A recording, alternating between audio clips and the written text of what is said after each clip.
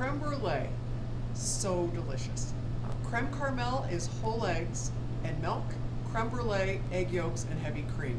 Different complexities in the custard itself. Certainly Creme Brulee, richer, in my opinion, just delicious. Creme Caramel serves its purpose, and always pretty typically has the caramel that comes out on top of it.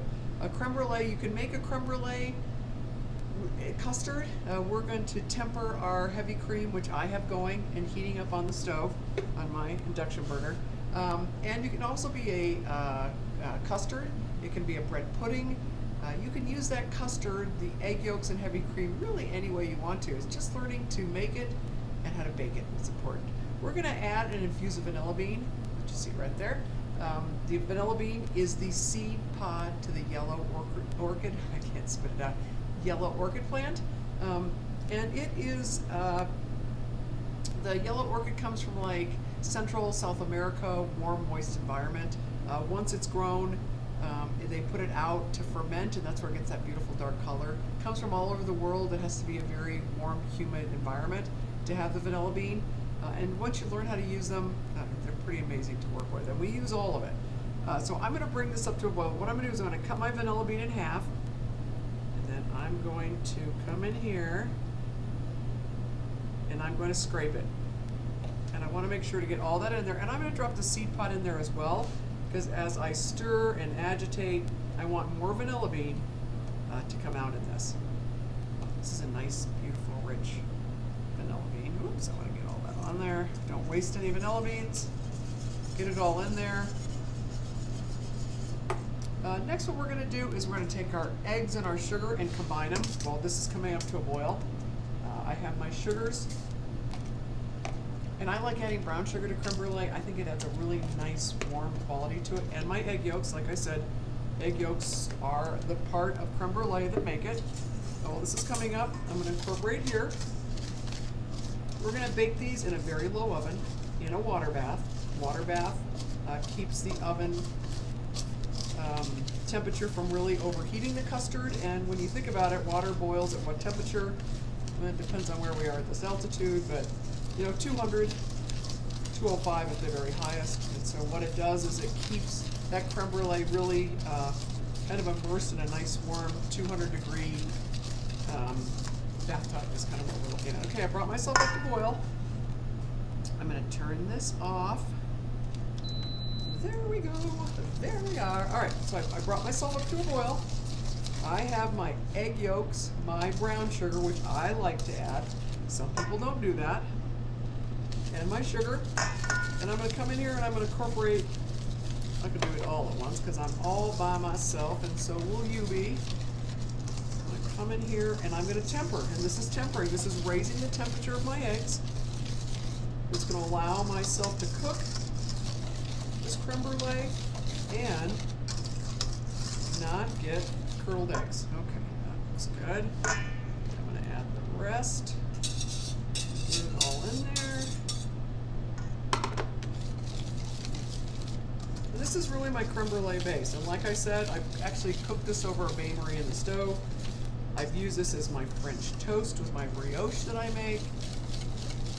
It just really is a delicious quality. It's a bread pudding. I used to do a white chocolate banana bread pudding, and I would use this custard. I gotta say, it was really delicious. All right, so there we go. I've kind of got my eggs, sugar, vanilla beans all incorporated. What I want to do is strain it. And so I have a chinois china cap in a measuring container here, and I'm going to strain it through. And I want to make sure I get all that vanilla bean in there. Don't waste anything. There we go. Get that in there. Set that aside. But the vanilla beans that are left in here, you can see these guys. You can grind up. You can add them to your sugar. And so you make vanilla sugar, which is so great when you are bruleeing your creme brulee. I'm going to get these out of the way.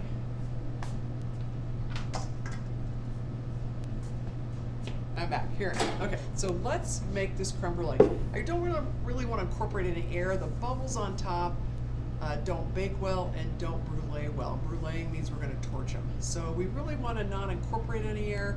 So when we're kind of tempering the hot liquid into the eggs, do it gently. Do it with some love. I have a hotel pan. This is what I'm going to bake my creme brulee in, and I am going to do it with a water bath, and I am going to add very hot water at the oven. But we're going to use these little tins right here. This is what we're going to load the creme brulee base in. And so I just come through, and the reason I like to strain it into a pitcher is because then I can just come in and pour it. I have 15. I'm going to show you. I'm just going to come in, and they load about maybe 2/3 full. And like I said, we are going to bake these. The reason they're in a hotel pan is because we're going to add very hot water to them. A bain-marie should go in with hot water because you don't want to have to wait for the temperature of the water to rise up to where you want it to be to match the oven. So I'm going to go in and load all of these with my creme brulee base. I'm going to load them in the oven. I'm going to bake them very low and slow at about 300 degrees. And I'll show you what we're looking for when they're done and when they're set. And then we're going to get ready, and once they're done, we'll brulee them. Our creme brulee are done in the convection oven. It took us a little less than an hour, but they are set and baked. And now they need to chill. Creme brulee is, the custard is cold. We brulee and sugar the top. We torch the top, so when you crack through that crust, it gets a beautiful warm sugar. It hits that cold custard, and that's what makes a creme brulee. So I'm going to pull it out. Be very careful because I have hot water in there. I had to think of hot water, and we got to be very careful. I want to show you. I'm going to pull one out. Show you what I'm looking for. You can see I'm set all the way through. There's no jiggle in the middle at all. The eggs have cooked beautifully, and the lower and slower you go, the better it is for the creme brulee. So I'm going to pull these out. We're going to get them cold overnight, and then I'm going to come back and show you how we brulee them. The creme brulee have set up overnight, and they look pretty good. So you can see it's a custard. We put them in these little tins. I'm going to show you how to brulee them. And what we're looking for, and how to be very careful when you brulee a creme brulee. So I have a blowtorch, and these are my favorite kind. The little small ones I'm not so crazy about that they sell, because you get up really close and that sugar can pop and get warm, and very warm actually, and get up on you, and you don't want that. So these guys, and this can heat a 60-quart bowl of egg yolks that are whipping. It can just really do so many different things. So this is near and dear to my heart. And Julia Child says, no woman should ever be without a blowtorch, so I live by her. So what we're going to do is I have a little granulated sugar.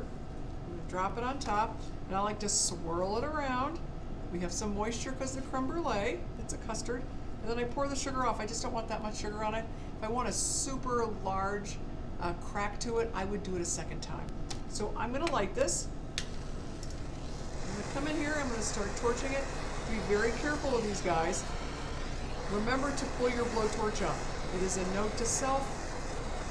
And these tins, because of what we're using these tins, and we're blowtorching the sides, can get very hot. So you really want to touch these from the bottom where the brulee is still cool, because those edges, ooh, it smells good.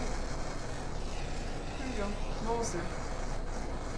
I'm a big believer in brulee, and sometimes you just see like the less than a quarter size in the center of a creme brulee. I want the whole thing to be brulee. I want every time I take a spoonful from the top, I get beautiful caramelized sugar. That's super important to me, and I will send a creme brulee back at a restaurant if I feel like it's not done right. So you'll know I'm there. So here we are. I want to make sure I don't touch it from the sides. It's bruleed perfectly. I have a spoon right here to show you, and you can see it's already got a nice crack to it. Look how pretty that is, and I'm going to eat it. So I hope you enjoy it too.